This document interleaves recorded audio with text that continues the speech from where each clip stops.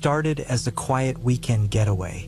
I'd been exhausted from work, drained by the monotonous grind of deadlines and meetings, when I stumbled upon the Airbnb listing for a secluded cabin near a trail deep in the woods. It seemed like the perfect escape. The pictures showed a cozy wooden cabin surrounded by towering pine trees, with a clear view of a serene mountain trail nearby. The reviews were positive, praising the solitude and tranquility. Without hesitation, I booked it for 3 nights. The drive to the cabin was uneventful. The directions provided by the host were clear but felt oddly impersonal, almost like they were copy-pasted.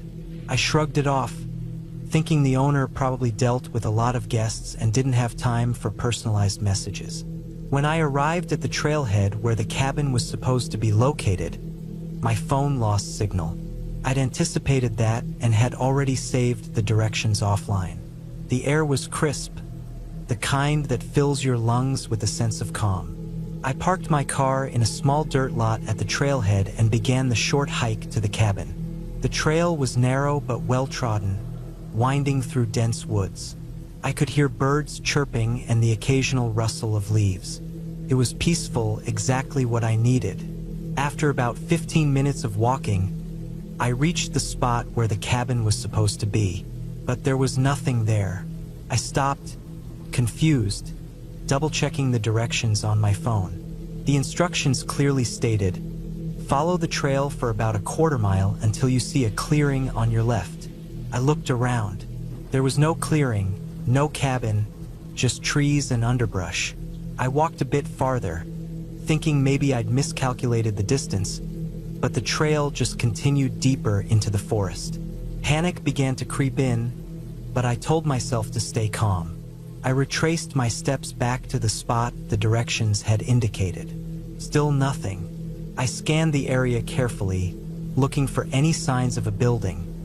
Perhaps the cabin was hidden behind the trees, but it was as if it had vanished into thin air. I decided to call the host. That's when I remembered I had no cell service. Frustrated, I hiked back to the parking lot, hoping I could drive to a spot with better reception. When I reached my car, I noticed something odd. The passenger door was slightly ajar. I was certain I'd locked it before heading out.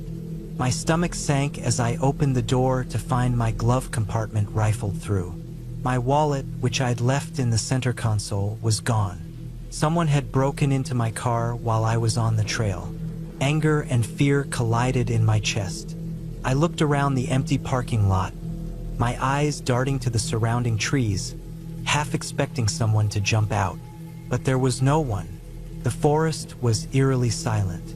I quickly got into the car, locking the doors, and started the engine. I drove down the mountain road, my hands gripping the steering wheel tightly, scanning for any signs of movement. After about 10 minutes of driving, I found a spot with faint cell reception. I called the Airbnb host, but the call didn't go through. I tried again. Nothing. Frustrated, I decided to check the Airbnb app to message them instead. That's when I noticed the listing was gone. It wasn't marked as unavailable or booked. It had completely disappeared. My chest tightened. I checked my email for the booking confirmation, and it was still there. The host's name and profile were listed, but when I clicked on their profile, it led to an error page. Something was seriously wrong.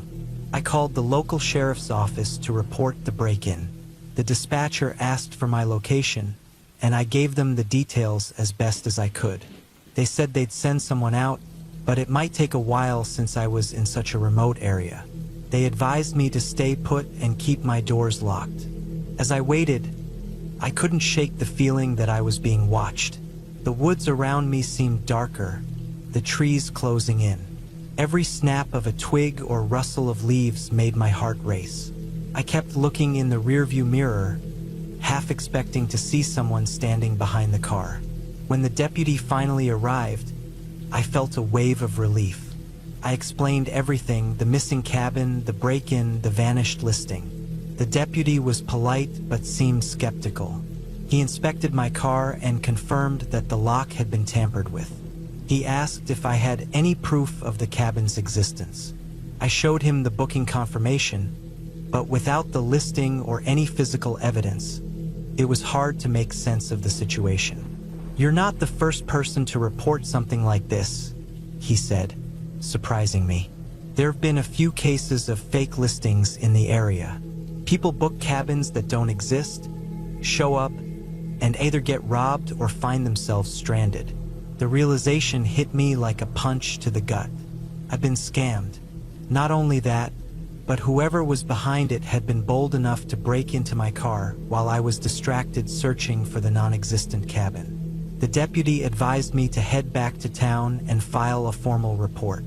He also warned me to be cautious about sharing personal information online, as scammers often target victims for more than just money.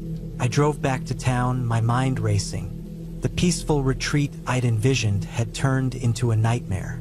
Over the next few days, I worked with the sheriff's office and my bank to secure my accounts and report the stolen wallet. I also contacted Airbnb to report the fraudulent listing, though they were slow to respond. Weeks later, I learned that the trailhead parking lot had been targeted by a group of thieves who set up fake rental listings to lure unsuspecting tourists. They'd disappear before authorities could catch them, leaving behind nothing but confusion and stolen belongings. Looking back, I felt a mix of anger and gratitude. Angry that I'd been fooled, but grateful that it hadn't been worse. I could have been confronted by the thieves, or worse, stranded in the woods with no way to call for help. The experience taught me a hard lesson about being vigilant and trusting my instincts. Now, I research every rental thoroughly, verifying its legitimacy through multiple sources. And while I still love the idea of escaping to a secluded cabin, I'm much more cautious about where and how I book my stays. In the end, I found solace in knowing I wasn't alone. Others had been targeted by the same scam, and together we pushed for better protections against fraudulent listings. It didn't erase the fear or frustration, but it helped turn a bad experience into a valuable lesson.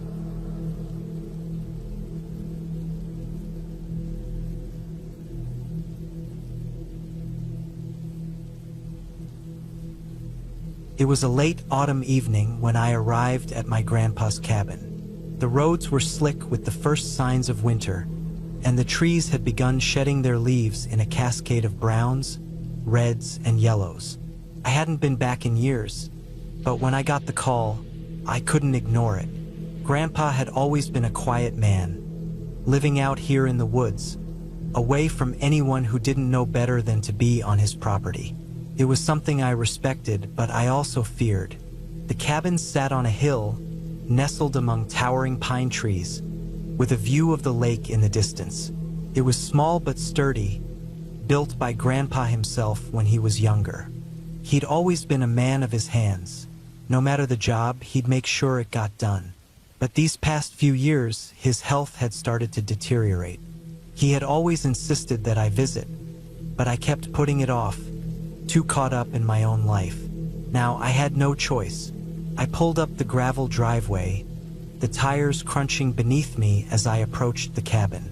The air was cold, sharp against my skin, but the warmth inside promised comfort.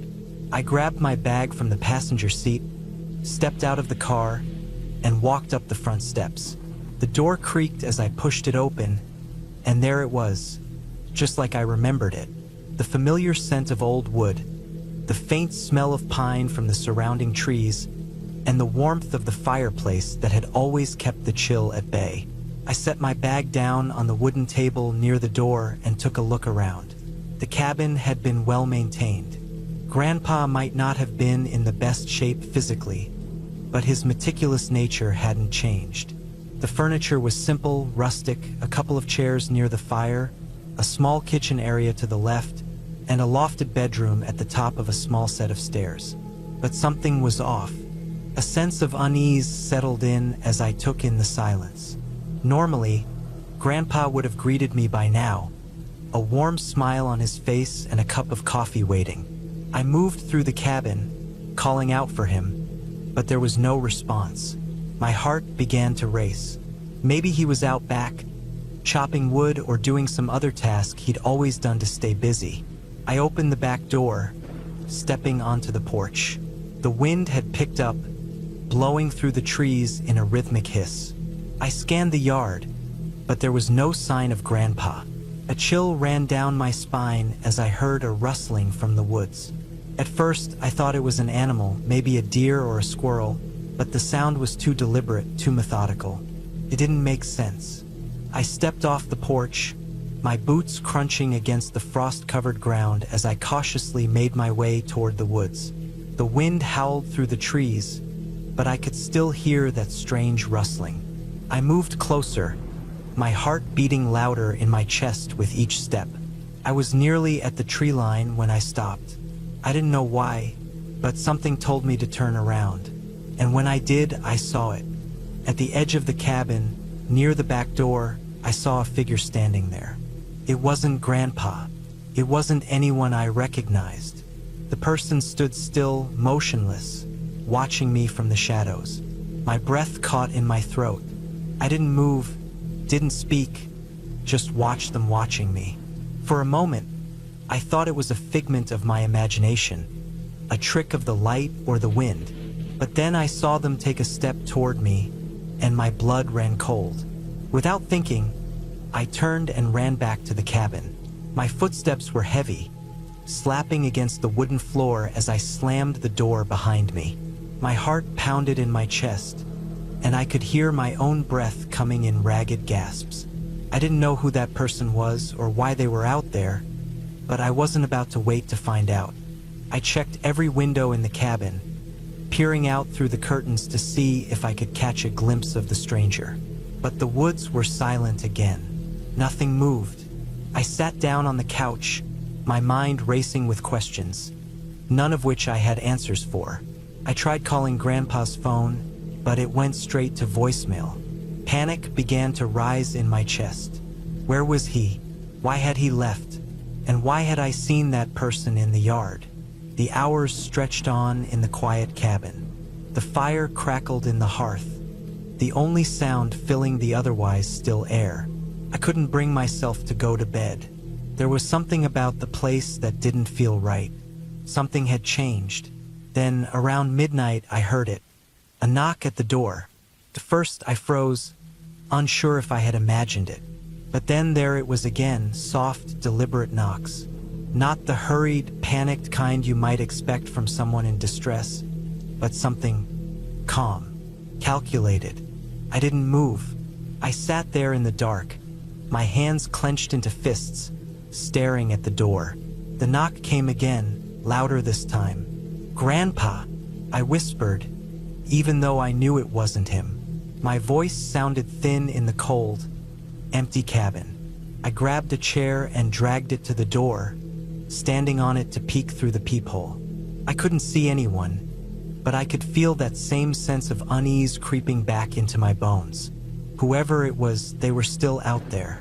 Then I heard the unmistakable sound of the door handle turning. I froze, my blood running cold. It was locked. I had locked it when I first came in, but the handle jiggled again, this time with more force. I didn't know what to do. My mind raced, and I thought of all the possible scenarios, none of which were good. My options were few, and none of them felt safe. Finally, I grabbed the phone, ready to dial 911. But then I heard something that made my blood run colder than before. A voice. Not from outside, from upstairs. Is someone down there? The voice was old, raspy, familiar, but not in the way I expected. It was Grandpa's voice, but it was different somehow. Distant, hollow. I didn't move. I didn't say anything. I just listened. And then, from upstairs, came the unmistakable sound of footsteps. Slow, deliberate, coming down the stairs. My heart hammered in my chest, and I had to fight the urge to scream. Couldn't breathe. Couldn't think. I just had to get out.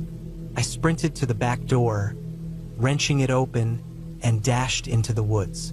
I didn't know where I was going, but I couldn't stay in the cabin anymore.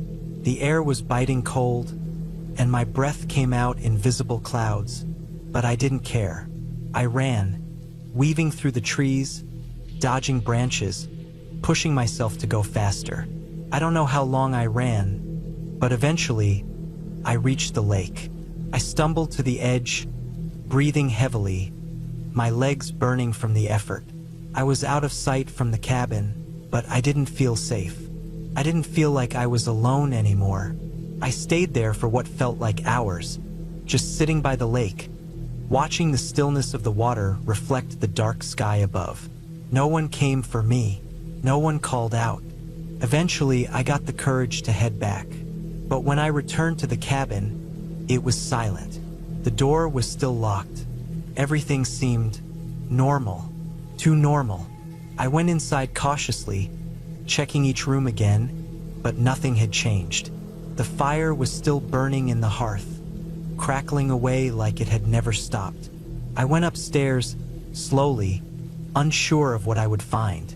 And when I reached the top, there was Grandpa, sitting in his old rocking chair by the window, looking out at the trees. He didn't turn to look at me.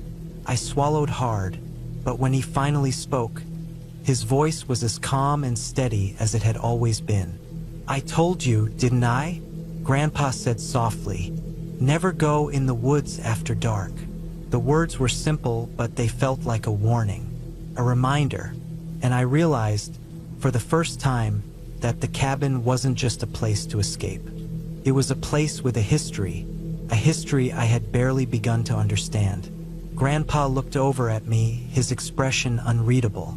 "Tomorrow we'll head into town," he said. "We need to get you home." And just like that, everything felt clear. Maybe the woods were more than they seemed, but I was safe now. Grandpa was here, and there was no one else. We didn't talk much after that. I stayed the night, but in the morning we packed up and left. As we drove away, I looked back at the cabin. The trees seemed to whisper, but I didn't listen. Whatever it was that happened there, I didn't want to know anymore.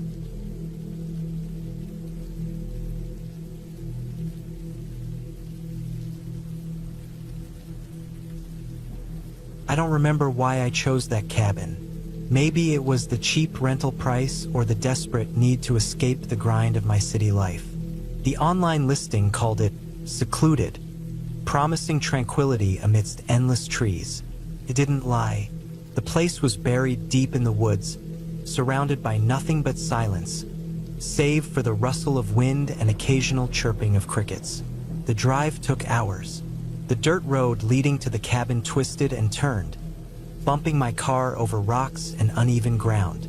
By the time I arrived, the sun had started its descent, casting long shadows across the clearing. The cabin itself was modest, single-story, wooden, with a porch that creaked under my weight. Inside, the air smelled of damp wood and neglect. It had a basic layout: a small living area with a worn-out couch, a kitchenette, a bathroom, and one bedroom. I unpacked quickly, setting my essentials in the fridge and stashing a flashlight and matches where I could reach them. By the time I settled on the couch with a book, the darkness outside had crept in, swallowing the view beyond the windows. That's when I first noticed the quiet.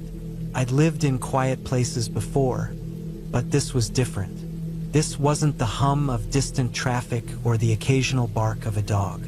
This was oppressive silence, the kind that pressed against your ears and made you hyper-aware of your own breathing. The first night passed without much incident. I woke up several times, startled by sounds I couldn't place. Branches snapping, faint rustling outside the windows, but I told myself it was just wildlife. Squirrels, maybe, or raccoons. By morning, the fear felt silly, like the kind of anxiety that came from being alone in an unfamiliar place. The second night was when things started to feel off. I'd spent the day hiking a nearby trail and returned to the cabin exhausted. After dinner, I decided to sit on the porch and enjoy the cool night air. The moon hung low, casting an eerie glow over the clearing. The trees swayed gently, their leaves whispering secrets I couldn't hear. That's when I noticed the smell. It was faint at first, a metallic tang carried on the breeze. I wrinkled my nose, trying to place it. It grew stronger, sour, and rancid like rotting meat. I gagged, covering my nose with my sleeve. Scanning the treeline, I saw nothing unusual. No signs of animals, no movement. But the smell persisted, gnawing at the back of my throat. I decided to head inside, locking the door behind me. Sleep didn't come easily that night. The smell seemed to linger, even after I'd closed all the windows. I tossed and turned, every creak of the cabin setting my nerves on edge. Around 2 a.m., I heard it, a soft, deliberate scraping against the wall. I froze, my heart hammering in my chest. The sound moved slowly, dragging along the wooden exterior. It stopped near the bedroom window. My breath caught as I stared at the curtains, praying I wouldn't see a shadow pass by. Didn't. The next morning, I inspected the cabin. There were no claw marks, no signs of anything unusual. I told myself it was probably a branch brushing against the wood in the wind, but I couldn't shake the unease that settled in my gut. By the third night, I was exhausted. Sleep had eluded me for 2 nights straight, and my nerves were fraying. I decided to drown my anxiety in a bottle of whiskey I'd brought along. The alcohol warmed my chest and dulled the edges of my fear, lulling me into a false sense of security.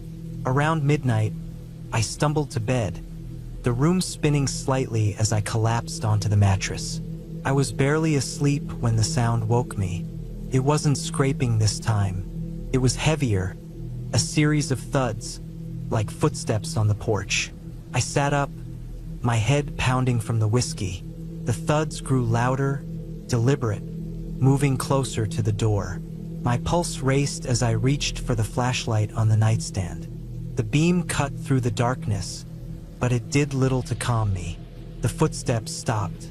For a moment, all I could hear was my own ragged breathing. Then came the knock. 3 sharp raps on the door. I didn't move. I didn't breathe. The knock came again, harder this time. I swallowed the lump in my throat and crept toward the living room, flashlight trembling in my hand. Peering through the peephole, I saw nothing. No one stood on the porch. The knocking didn't come again, but I didn't sleep that night. The next day, I found footprints in the dirt outside the cabin. They were large, almost human, but not quite. The toes were longer, with deep indentations where claws might have been. My stomach churned as I followed them to the edge of the clearing. They stopped abruptly, as if whatever made them had vanished into thin air. That night, I didn't bother trying to sleep. I barricaded the door with furniture and sat in the living room with a kitchen knife, my ears straining for any sound. Came around 3 a.m. A low, guttural growl echoed from the treeline, followed by the crunch of leaves. My flashlight's beam cut through the window, but it revealed nothing. The growling grew louder, closer.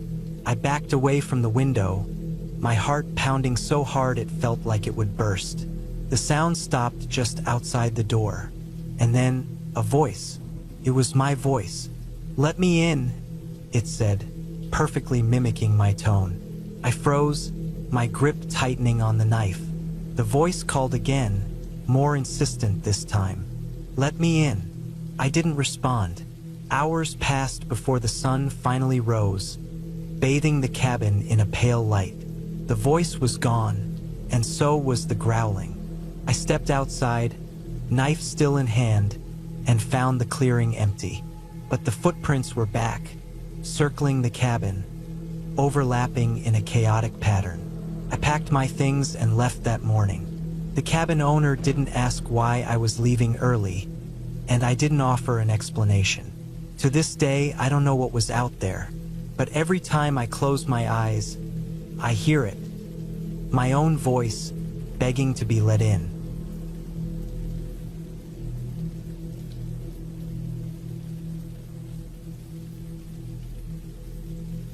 I had never been fond of the woods, but there I was, alone, in a small cabin nestled deep in the forest.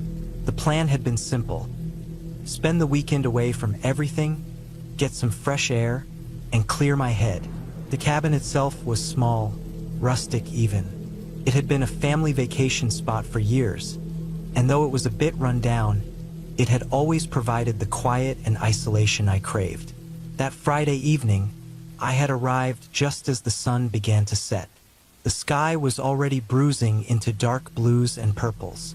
The air was crisp, the kind that nipped at your skin as you breathed it in. I unpacked my things, the low hum of the fridge in the kitchen the only sound, before I stepped out onto the porch, listening to the wind rustle the trees. It wasn't until nightfall that the uneasy feeling began to settle over me. Something about being out there alone made the silence feel unnatural. The wind had picked up, rustling the trees in the distance, but every now and then, I could hear a branch snap. I tried to brush it off, telling myself it was just the usual forest noises. I lit a fire in the old wood stove and settled into the armchair, a book in my lap, but my mind kept wandering. I couldn't shake the sensation that something was off. The cabin had been built by my grandfather many years ago. It wasn't exactly state-of-the-art, but it had character. A small kitchen, a single bathroom, and one bedroom upstairs. The main floor was a cozy living room with wooden beams that creaked when you walked under them. Outside, the dark forest stretched on, too quiet and too thick to see anything beyond a few feet into the trees. Around 10 p.m., I heard the first knock. It came from the front door, a soft tap tap tap, like a knuckle against wood. I froze. My heart pounded in my chest. Who could be out here? I didn't expect any visitors. The nearest neighbor was miles away. My mind raced through possible explanations, but none of them made sense. The knock came again, more insistent this time. I stood up, my legs shaky, and slowly approached the door. My hand hovered over the handle, hesitation clawing at me. "Hello," I called, though the words barely left my throat. No answer. I waited a moment, and then, summoning all the courage I had, I turned the handle. The door creaked open slowly, but there was no one there, just the cold, empty porch. I scanned the area, my eyes darting across the dark yard, the shadows of trees swaying in the wind, but there was nothing. No sign of anyone, just the eerie silence. I closed the door quickly and locked it, my pulse still racing. Maybe it was an animal, I thought, something scratching at the door, trying to get in. But then, why didn't I hear anything earlier when I was outside? Why had it been so quiet? The night wore on, and despite the unease gnawing at me, I tried to settle back into my routine. I lit a few candles and read, though my eyes kept darting to the windows. I couldn't stop thinking about that knock. My brain tried to convince me it was nothing, but my instincts were telling me otherwise. At around midnight, I decided to get some sleep. I shut off the lights, crawled into the bed upstairs, and pulled the heavy quilt over me. The bed creaked under my weight as I settled in, but the stillness of the room did little to calm my racing mind. Every little sound in the night seemed magnified. Every gust of wind, every creak of the old wood, every rustle of leaves outside. The feeling of being watched lingered, even as I closed my eyes and tried to force myself to sleep. But sleep didn't come. Around 2 a.m., I awoke to a sound that made my blood run cold. There was something outside, something moving around the cabin. At first, I thought it might be an animal, maybe a raccoon or a deer. But then I heard a footstep, a deliberate, heavy step, the unmistakable sound of someone walking on the porch. I held my breath, my body frozen in the bed. I could hear it clearly now. Someone was outside, pacing the porch, the steps slow but purposeful. My heart thudded against my chest as I lay still, praying that whoever it was would just go away. But they didn't. The steps continued, back and forth, as if they were waiting for something or someone. I got out of bed, slowly, trying not to make a sound. I crept to the window and peered through the blinds. I could barely make out anything through the darkness, but there was a shape, a figure standing in the shadows, just at the edge of the porch. They were facing the door, unmoving, like they were waiting for me to make a move. My stomach turned in knots. I backed away from the window, my mind racing. I couldn't stay here. I needed to leave. I didn't know who that person was or what they wanted, but it was clear that they weren't just passing by.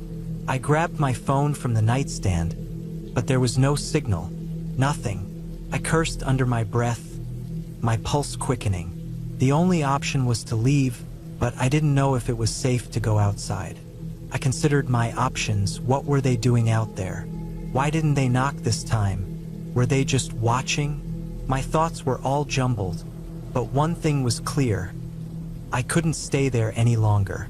I grabbed a jacket from the closet and cautiously made my way downstairs, trying to make as little noise as possible. As I reached the bottom, I heard the footsteps again, this time coming closer, moving around the cabin. Whoever it was, they were circling. I stood frozen, my mind racing for a plan. My phone was useless, and there was no way to get help from here. The only thing I could think of was to try and leave through the back door. I moved quietly to the kitchen, peering through the small window above the sink. There, in the darkness, I saw the figure again, just beyond the tree line, still standing there, watching. I couldn't do it. I couldn't leave. I was trapped. But then, something shifted. The figure turned, as if they had heard something I couldn't hear. For a moment, they were still, and then they slowly walked away, heading deeper into the woods. It was as if they had gotten what they wanted. I waited, breathless, for what felt like hours. But when I finally dared to open the door, there was nothing there. No one. Just the empty woods, dark and silent, stretching on forever. I spent the rest of the night awake, watching through the windows, listening to every creak and crack of the cabin. I didn't sleep, not a wink. The silence had returned, but now it felt even more unsettling than before. By morning, the figure was gone, and so was the feeling of being watched. The cabin was quiet once again, but something had changed. I wasn't sure if it was my mind playing tricks on me or if something more sinister had happened. All I knew was that I didn't feel safe anymore. I left that morning, not even bothering to pack my things properly. I just wanted to get out, to drive far away from that cabin and the woods that had once seemed so peaceful. But as I drove away, I couldn't shake the feeling that someone had been there, watching me all along. I never went back.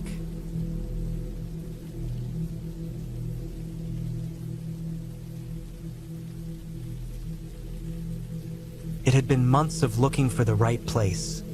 Something affordable, something that wouldn't burn a hole in my savings. When I found it, I couldn't believe my luck. A cabin, tucked away in the woods, a little dilapidated but nothing that a few repairs couldn't fix. It was cheap, way cheaper than anything else I had seen. The real estate agent had warned me about its condition but said it had potential. I remember walking through the cabin for the first time. The air inside was stale, heavy with dust. Sunlight streamed through gaps in the wooden walls, illuminating bits of cobwebs in the corners. The floorboards creaked with every step I took, echoing through the silence. Despite the decay, I felt a strange sense of excitement. This place could be mine, a quiet escape from everything. The basement was the one place I hadn't gotten around to checking during the initial walkthrough. It wasn't much, just a wooden trapdoor in the corner of the kitchen. The agent had mentioned it briefly, said it had some storage space, but it wasn't much of a selling point. I made a mental note to check it later, but I was more focused on the large, open living room and the view of the woods beyond the back porch. Days passed and I moved in. I spent my time fixing the roof, patching up the walls, and making the place feel more like home. Still, something gnawed at me, a sense of unease I couldn't explain. It wasn't the creaks of the house settling, nor the occasional flickering of the light bulbs. It was something else, something subtle just under the surface. I tried to shake it off. Maybe it was the isolation. I'd never been someone who liked being alone for too long, but this cabin was supposed to be my sanctuary, my retreat from the chaos of the world. One evening, after a long day of work, I found myself standing in front of the trapdoor. I don't know what made me go down there. Maybe it was curiosity, or maybe it was that strange feeling that had been following me since I moved in. The basement was cooler than the rest of the house, and the smell of mildew hit me the moment I opened the door. The steps leading down were steep, the wood worn smooth from years of use. I hesitated before descending. When I reached the bottom, the room was dimly lit, the only source of light coming from the single bulb hanging from the ceiling. The basement was small, and most of the space was taken up by boxes, old furniture, and junk left behind by the previous owners. There were old furniture pieces, chairs, a table, a broken mirror. It looked like they'd never bothered to clear the space. But something else caught my eye. In the far corner, sitting against the wall, was a doll. It wasn't any ordinary doll. This one was old, its porcelain face cracked in places. Its glassy eyes stared blankly ahead, unblinking, as if they were watching me. The doll's clothes were tattered, the lace on its dress torn and frayed. But what really sent a chill down my spine was its smile. Too wide, too perfect, as if it were painted on by someone who wanted to make it look unnatural. I don't know why I didn't just leave it there, but I found myself kneeling down in front of it, inspecting it closer. The moment my fingers brushed against its cracked porcelain, a sudden chill ran through my body. I quickly pulled my hand back, my breath catching in my throat. It was just a doll, I told myself. But why had it been left here in the basement? Who would leave something like that behind? I shook my head, trying to clear the thoughts swirling in my mind. I made a mental note to throw it away in the morning and turned to leave the basement. But as I walked back toward the stairs, I could have sworn I heard something, like a soft giggle, faint but unmistakable. I stopped dead in my tracks, my heart pounding in my chest. I looked back at the doll. Nothing. I shook my head again, trying to convince myself it was just my imagination. It had to be, but the feeling of unease was back, stronger now. I left the basement and closed the trapdoor behind me, the noise of it echoing through the stillness of the house. Over the next few days, I tried to focus on my repairs, but the sense of discomfort never left me. I couldn't get that doll out of my mind. I kept imagining it sitting there in the basement, its eyes following me. Every time I went near the basement door, I felt an odd pull to go back down there, to look at it again. But I resisted. The doll wasn't anything special, just an old, creepy thing left behind by the previous owners. I decided to take action. I went to the basement one afternoon with the intention of throwing it out. The moment I reached the bottom of the stairs, the atmosphere felt different, heavier somehow. It was colder than usual, even though it was a warm day outside. And there, in the corner of the basement, was the doll. But something was wrong. It was sitting in a different position than it had been before. The head was tilted slightly to the side, its glass eyes glinting in the dim light. Its hands were placed differently, as if it had been moved. I froze, staring at it, trying to make sense of what I was seeing. I didn't move. I just stood there, staring. The doll hadn't moved on its own, I told myself. But the longer I stared at it, the more I began to doubt my own reasoning. That night, I couldn't sleep. Every time I closed my eyes, I saw the doll's face. Its cracked porcelain, its eerie smile. I kept hearing that soft giggle in my head, like it was just behind me. I lay there in the dark, the quiet of the cabin pressing down on me, the only sound the occasional creak of the old house. I had to get rid of it. The doll was clearly messing with my mind, making me question everything. The next morning, I grabbed a trash bag and headed for the basement. I could hear my own heartbeat as I descended the stairs. The doll was still there, sitting in the same corner. I was done. I walked over to it and scooped it up, the cold porcelain sending a shiver up my spine. As I held it in my hands, I heard something, a soft click. I froze, staring at the doll, my fingers tightening around it. The sound had come from the doll's mouth, a mechanical sound. I had no idea how or why, but the doll's mouth had clicked open, revealing tiny, sharp teeth. The smile, it was real. I dropped the doll and ran upstairs, my breath coming in ragged gasps. I could feel the walls closing in on me. I didn't know what the hell was going on, but I knew one thing. I had to leave. I couldn't stay in that cabin anymore, not with whatever the hell was in that basement. I packed my things and left that same afternoon, the doll's eyes burning into my mind as I drove away. I never went back to the cabin. Still stands abandoned in the woods.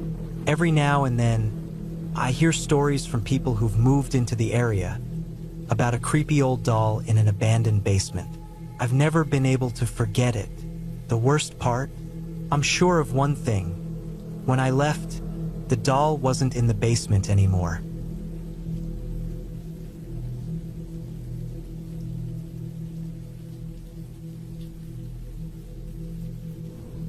It was supposed to be a peaceful getaway, a chance to clear my mind and recharge. The cabin I rented was tucked away in the woods, a good 2-hour drive from the nearest town. The listing described it as rustic charm with modern comfort. The pictures showed a cozy wooden cabin surrounded by tall trees, with a small creek running nearby. Couldn't resist. The drive out there was uneventful. The roads grew narrower the closer I got, the trees closing in like nature's own version of a tunnel. By the time I pulled into the gravel driveway, the sun was beginning to set, casting long shadows across the clearing. The cabin looked just like the pictures, small, quaint, and inviting. I unpacked my car, hauling in a cooler of food, my backpack, and a few books I'd been meaning to read. The first night was uneventful. I cooked a simple dinner on the small propane stove and settled into an old armchair with a book. The only sounds were the occasional rustling of leaves outside and the gentle crackling of the fire in the wood stove. It felt like I had stepped into another world, far removed from the constant buzz of city life. The next morning, I woke up to the sound of birds chirping. The sun streamed through the small windows, painting the wooden interior with a warm glow. I decided to explore the area. A narrow trail led from the cabin down to the creek, winding through the forest. The air was crisp, the kind that made every breath feel like a small gift. As I walked, I noticed the woods had an eerie stillness to them, even with the birdsong. It wasn't oppressive, but it was different. I chalked it up to being unused to the wilderness and continued on. I spent most of the day wandering, taking pictures, and enjoying the solitude. When I returned to the cabin, the sun was already low in the sky, and I was ready for another quiet evening. That night, things started to feel off. I was sitting by the window, reading, when I noticed movement outside. It was subtle, just a flicker of shadow in my peripheral vision. I looked up, but there was nothing there. Probably an animal, I thought. This was the woods, after all. But as the hours ticked by, I couldn't shake the feeling that I wasn't alone. I locked the doors and windows before going to bed, double-checking everything. The bed was positioned near a small window, and as I lay there, I found myself staring at it, half expecting to see a face staring back at me.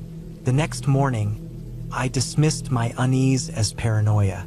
A good night's sleep and some coffee would fix it, I told myself. But when I stepped outside to get some fresh air, I saw footprints in the dirt driveway. They weren't mine. They were too large, and the pattern didn't match the soles of my boots. My stomach sank. Someone had been here. I scanned the area, but there was no one in sight. The woods were silent again, but now it felt less like solitude and more like isolation. I went back inside and locked the door, heart pounding. The day passed slowly. I tried to distract myself with reading and writing, but every little sound outside made me jump. By evening, I was on edge, constantly glancing at the windows. The idea of staying another night suddenly felt unbearable, but it was too late to leave. Driving those winding roads in the dark wasn't an option. As darkness fell, the uneasy feeling grew. I kept the lights off, not wanting to draw attention to the cabin. I sat in the armchair, listening. Then, just past midnight, I heard it. A soft, deliberate knock on the door. My breath caught. I didn't move, didn't make a sound. The knock came again, louder this time.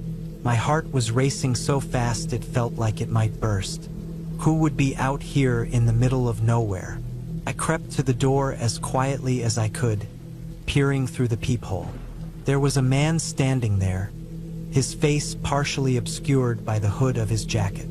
What I could see made my skin crawl. His eyes were black, not dark brown, not just shadowed by the hood, but solid black, like two empty voids.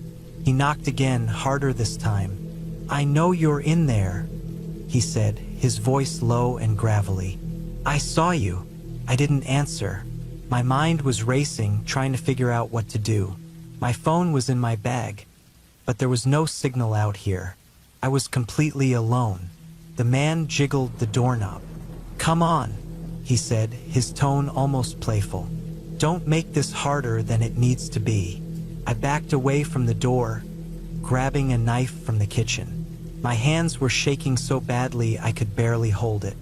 The man started pounding on the door now, the wood rattling with each hit. Then suddenly it stopped. The silence was almost worse than the knocking. I stood there, frozen, straining to hear any sound. A few minutes passed, then I heard footsteps circling the cabin. He was checking the windows. I ducked down, keeping out of sight. The minutes felt like hours. I could hear him trying each window, testing to see if any were unlocked. When he reached the one near the bed, I held my breath, praying he wouldn't see me. After what felt like an eternity, the footsteps moved away. I stayed crouched there for what must have been an hour, too scared to move. Eventually, I heard a car start up in the distance. I peeked out the window and saw headlights disappearing down the driveway. Relief washed over me, but it was short-lived. What if he came back? What if he wasn't alone? I didn't sleep that night. As soon as the sun rose, I packed my things and left.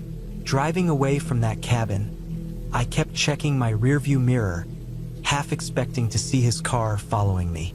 When I finally reached the main road, I felt a weight lift off my chest. I reported the incident to the rental company and the local authorities, but there wasn't much they could do.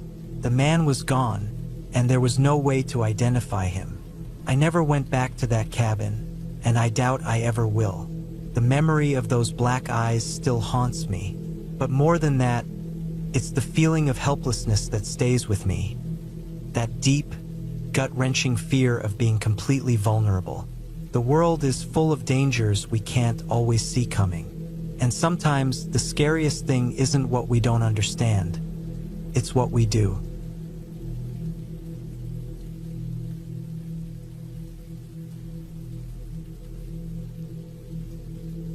I had never expected a quiet weekend to turn into the most unsettling experience of my life. It all started when I decided to rent a cabin in the middle of nowhere.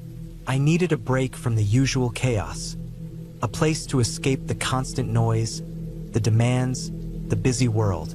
I thought the seclusion would be a relief. I was wrong.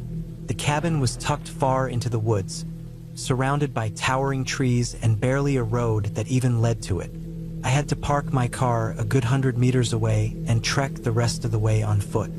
The path was winding, covered in a layer of old leaves, and I was grateful for the chilly air that kept me awake on the hike in. The further I went, the more isolated everything felt. No birds, no animals scurrying in the underbrush, just the steady sound of my feet crunching leaves beneath me. Finally, I arrived at the cabin. It was old, made of dark wood, and the roof sagged slightly in places, like it was tired of standing. A thick layer of moss clung to the edges, and the windows were covered in grime. There was a certain charm to it, though, rough around the edges but still welcoming in its way. I fumbled with the lock for a moment before I managed to get the door open, the hinges creaking in protest as I stepped inside. The air inside was musty, like it hadn't been lived in for a long time.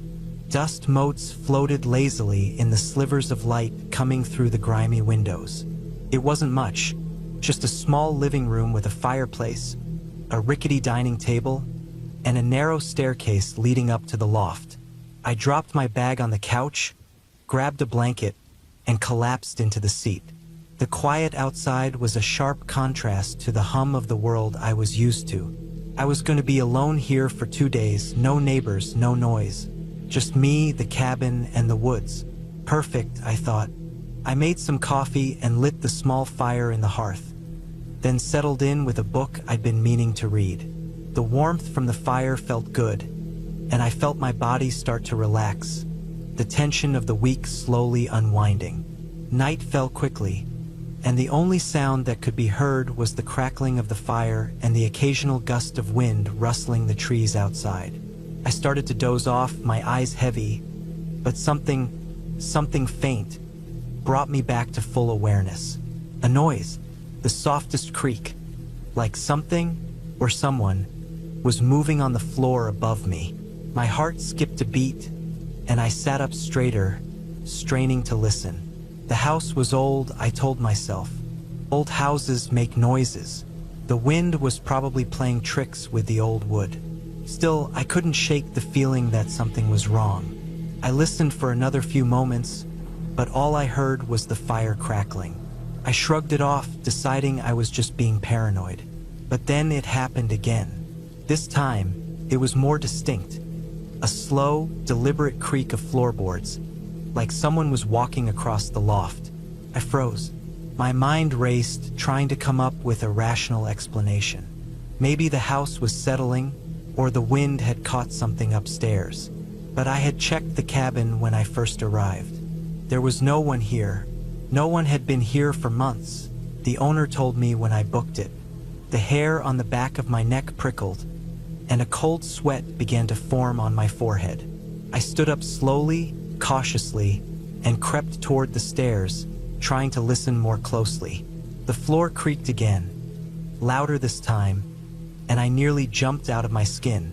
My pulse hammered in my chest, but I had to check. I had to know what was going on. I grabbed a flashlight from my bag, the beam cutting through the dark, and slowly ascended the stairs. Each step felt too loud in the silence of the cabin. As I reached the top, I swept the light around the small loft. It was empty. There was nothing there. I sighed in relief, but the feeling didn't go away. Something was off. I walked over to the window at the far end of the loft and pulled back the dusty curtain. Outside, the moonlight cast long shadows across the clearing, but there was nothing moving. The woods were still. Still, I couldn't shake the feeling that someone, or something, was watching me. I turned away from the window, deciding to go back downstairs, but then I froze. There, just in the corner of the loft, near the old rocking chair, was a woman. She was standing perfectly still, her back to me. Her long, dark hair cascaded down her back, and her clothes were faded, like they had seen better days. She didn't move, didn't speak, and yet I could feel her presence like a weight pressing down on me. My stomach churned, and I felt a cold, heavy fear settle over me. I wanted to scream, to run, but my legs felt like they were made of lead. I could barely breathe, my chest tight with panic. The woman didn't turn, didn't acknowledge me at all. It was as if she was waiting for something. I backed away slowly, my heart pounding in my throat, and before I could make it back to the stairs, she was gone. I don't know how she moved so quickly, but one moment she was there, and the next she wasn't. My body was shaking now, the flashlight trembling in my hand. I didn't know what was happening, but I knew one thing. I had to leave. I couldn't stay here any longer. I turned and ran down the stairs, but before I could even reach the door, something stopped me. A soft, almost imperceptible sound. I looked around, my mind racing. The door was still locked. Nothing had changed. And then, out of the corner of my eye, I saw her again. The woman was standing in the doorway, just outside the cabin. I didn't wait. I bolted, running out the door, past the trees, down the path. My legs burned, and my lungs screamed for air, but I didn't stop. The only thing that mattered was getting away from her, getting out of that cabin. I don't know how long I ran. The woods were dark, the path unfamiliar, but I kept going. Eventually, I found my car, and I didn't even hesitate. I threw open the door, jumped inside, and sped off, the headlights cutting through the dark forest. I didn't stop until I was miles away, my hands still gripping the steering wheel. But when I checked the rearview mirror, there was no woman following me. No one was there. I couldn't explain what happened. I couldn't make sense of it. What I did know was that I wasn't going back to that cabin. I didn't know who she was or why she was there, but I didn't need to. I had gotten out, and I never wanted to go near that place again.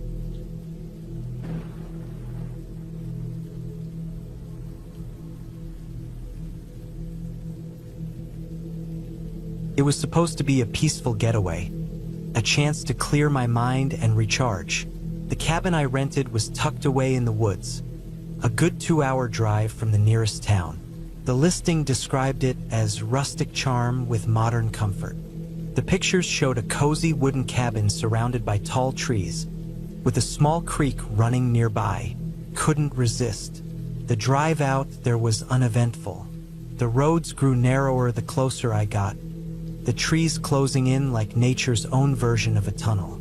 By the time I pulled into the gravel driveway, the sun was beginning to set, casting long shadows across the clearing. The cabin looked just like the pictures, small, quaint, and inviting. I unpacked my car, hauling in a cooler of food, my backpack, and a few books I'd been meaning to read. The first night was uneventful. I cooked a simple dinner on the small propane stove and settled into an old armchair with a book. The only sounds were the occasional rustling of leaves outside and the gentle crackling of the fire in the wood stove. It felt like I had stepped into another world, far removed from the constant buzz of city life. The next morning, I woke up to the sound of birds chirping. The sun streamed through the small windows, painting the wooden interior with a warm glow. I decided to explore the area. A narrow trail led from the cabin down to the creek, winding through the forest. The air was crisp, the kind that made every breath feel like a small gift. As I walked, I noticed the woods had an eerie stillness to them, even with the birdsong. It wasn't oppressive, but it was different. I chalked it up to being unused to the wilderness and continued on. I spent most of the day wandering, taking pictures, and enjoying the solitude. When I returned to the cabin, the sun was already low in the sky, and I was ready for another quiet evening. That night, things started to feel off. I was sitting by the window, reading, when I noticed movement outside. It was subtle, just a flicker of shadow in my peripheral vision. I looked up, but there was nothing there. Probably an animal, I thought. This was the woods, after all. But as the hours ticked by, I couldn't shake the feeling that I wasn't alone.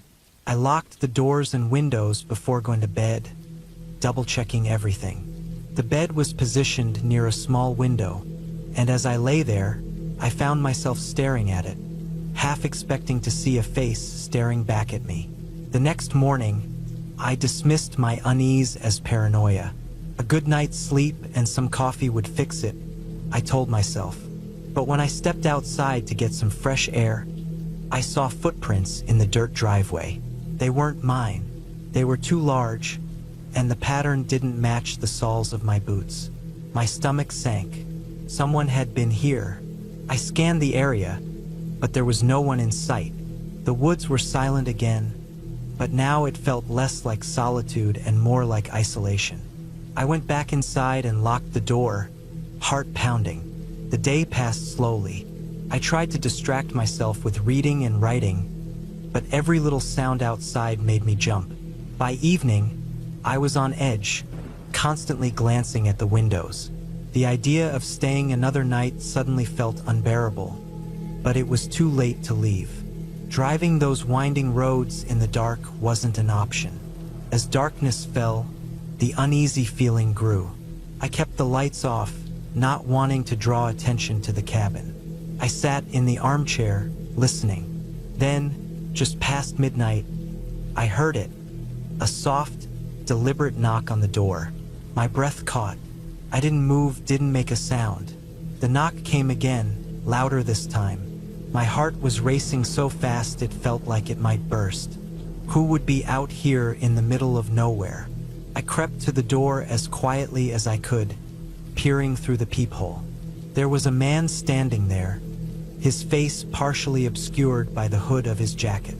What I could see made my skin crawl. His eyes were black, not dark brown, not just shadowed by the hood, but solid black, like two empty voids. He knocked again, harder this time. "I know you're in there," he said, his voice low and gravelly. "I saw you." I didn't answer. My mind was racing, trying to figure out what to do. My phone was in my bag, but there was no signal out here. I was completely alone. The man jiggled the doorknob. "Come on," he said, his tone almost playful. "Don't make this harder than it needs to be." I backed away from the door, grabbing a knife from the kitchen. My hands were shaking so badly I could barely hold it. The man started pounding on the door now, the wood rattling with each hit. Then suddenly it stopped. The silence was almost worse than the knocking. I stood there, frozen, straining to hear any sound. A few minutes passed. Then I heard footsteps circling the cabin. He was checking the windows. I ducked down, keeping out of sight. The minutes felt like hours. I could hear him trying each window, testing to see if any were unlocked. When he reached the one near the bed, I held my breath, praying he wouldn't see me. After what felt like an eternity, the footsteps moved away. I stayed crouched there for what must have been an hour, too scared to move. Eventually, I heard a car start up in the distance. I peeked out the window and saw headlights disappearing down the driveway. Relief washed over me, but it was short-lived. What if he came back? What if he wasn't alone? I didn't sleep that night. As soon as the sun rose, I packed my things and left. Driving away from that cabin, I kept checking my rearview mirror, half expecting to see his car following me. When I finally reached the main road, I felt a weight lift off my chest. I reported the incident to the rental company and the local authorities, but there wasn't much they could do. The man was gone, and there was no way to identify him. I never went back to that cabin, and I doubt I ever will. The memory of those black eyes still haunts me. But more than that, it's the feeling of helplessness that stays with me. That deep, gut-wrenching fear of being completely vulnerable. The world is full of dangers we can't always see coming. And sometimes the scariest thing isn't what we don't understand. It's what we do.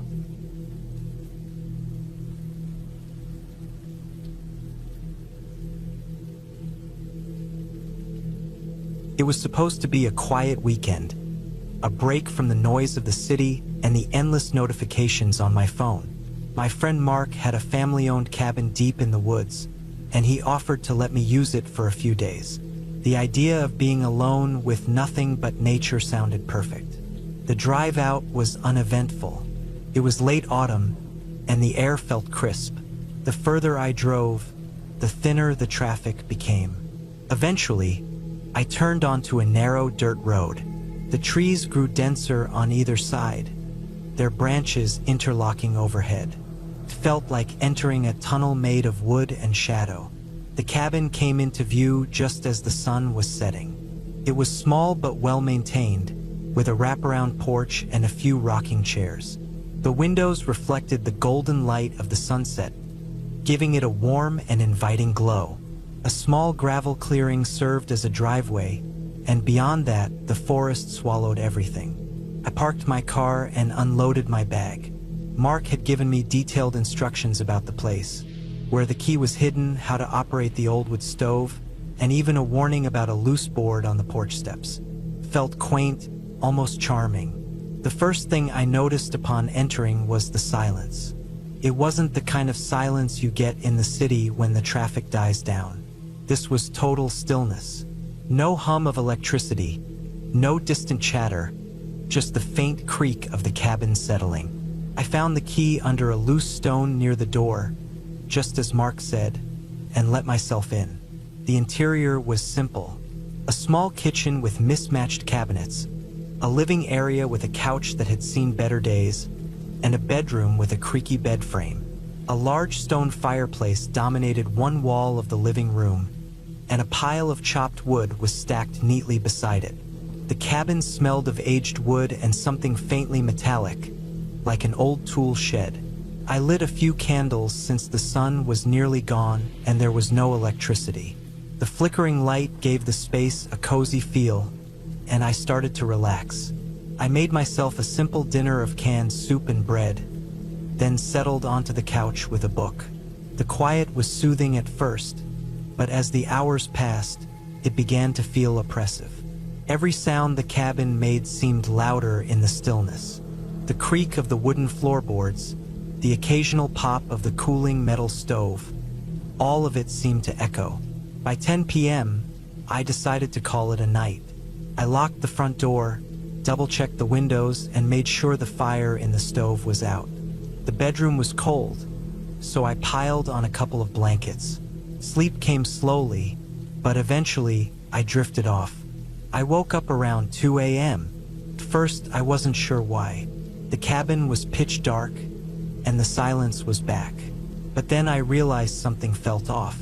It wasn't a noise that woke me. It was the lack of one. Earlier, I'd noticed the soft rustling of leaves and the distant hoot of an owl. Now there was nothing, not even the wind. I told myself it was just my imagination and forced myself to go back to sleep. But I kept waking up every hour, my senses on high alert. Every creak of the cabin seemed magnified, and I couldn't shake the feeling that I wasn't alone. At one point, I thought I heard footsteps outside. Slow, deliberate, crunching footsteps on the gravel driveway. But when I mustered the courage to peek through the window, there was nothing but darkness. The next morning, I chalked it up to nerves. I wasn't used to the quiet, I told myself. After breakfast, I went for a hike to clear my head. The woods were dense and beautiful, with a carpet of fallen leaves that crunched underfoot. But even out there, I couldn't shake the unease. I kept glancing over my shoulder, half expecting to see someone following me. That night, I tried to keep my mind occupied. I read until my eyes ached, then listened to music on my phone until the battery died. Around midnight, I decided to step out onto the porch for some fresh air. The night was cold and clear, and the stars were incredible. For a moment, I felt at peace. Then I saw it. A faint light flickered in the distance, deep in the woods. At first, I thought it was a firefly, but it didn't move like one. It was steady, like the beam of a flashlight. Someone was out there. I froze, my heart racing. Who would be in the middle of the woods at this hour? I stared at the light for what felt like an eternity, trying to convince myself it was nothing. But then it moved. Slowly, it started coming closer. I backed into the cabin and locked the door, my hands shaking. I turned off the candles and stood in the dark, watching through a crack in the curtains. The light continued to move toward the cabin, weaving between the trees. It wasn't fast, but it was deliberate. I could hear my pulse pounding in my ears. When the light reached the edge of the clearing, it stopped. For a moment, everything was still. Then, just as suddenly as it had appeared, it vanished. I stayed awake the rest of the night, clutching a kitchen knife and jumping at every sound. The footsteps came back, circling the cabin. They stopped near the back door, and I swear I heard someone trying the handle. But when I checked, the door was still locked. By morning, I was exhausted. I decided I'd had enough and started packing my things. As I loaded my bag into the car, I noticed something that made my stomach drop. Footprints, dozens of them, circling the cabin and leading off into the woods. I didn't stick around to investigate. I drove out of there as fast as I could. The image of those footprints burned into my mind. Mark called me later that evening to check in. I didn't tell him everything, just that I'd had an uneasy feeling and left early. He didn't seem surprised. "Yeah, that place can feel creepy sometimes," he said. "You're not the first person to say that. I haven't been back since. To this day, I don't know who or what was out there, but every time I think about that light in the woods, a chill runs down my spine. Maybe it was just a hiker or someone else who stumbled across the cabin. But deep down, I know it wasn't, and I hope I never find out."